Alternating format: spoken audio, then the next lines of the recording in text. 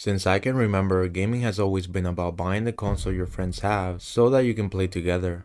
Whether it was Call of Duty, GTA 5, that was all in the PlayStation 3 era, when online gaming was just beginning to populate. And that's not to say that PSP and PS Vita didn't have some decent online titles, but PS3 was the beginning of a new trend for gaming across the world.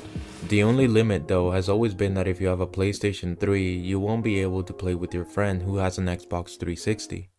All due to crossplay being so extremely limited at that time. You could maybe play with PC players on certain titles along with PS Vita if you had a PS3, and even then it was just a few games. You were stuck playing with people from your exact platform most of the time. The most memorable year for crossplay was 2019.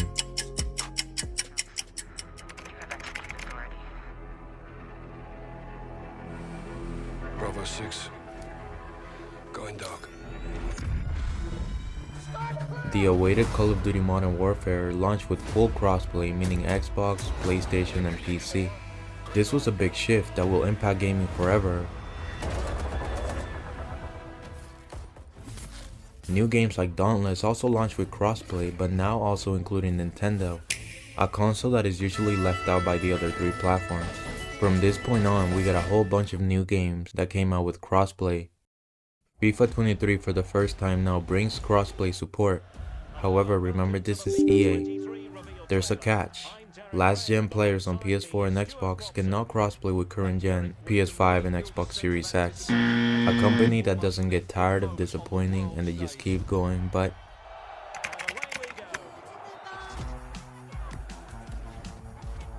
and on the topic of disappointment, Battlefield 2042 brought crossplay as well for the first time. But sadly, that didn't help their launch much. And now, you're starting to see this become the norm with recent titles.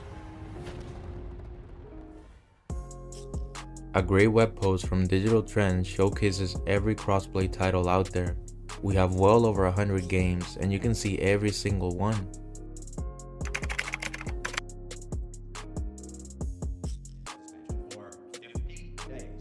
From now on, crossplay is going to be normalized amongst games, and to add to that, Discord is officially on the PlayStation 5, meaning that you can party up and communicate without game chat with friends on PC or Xbox.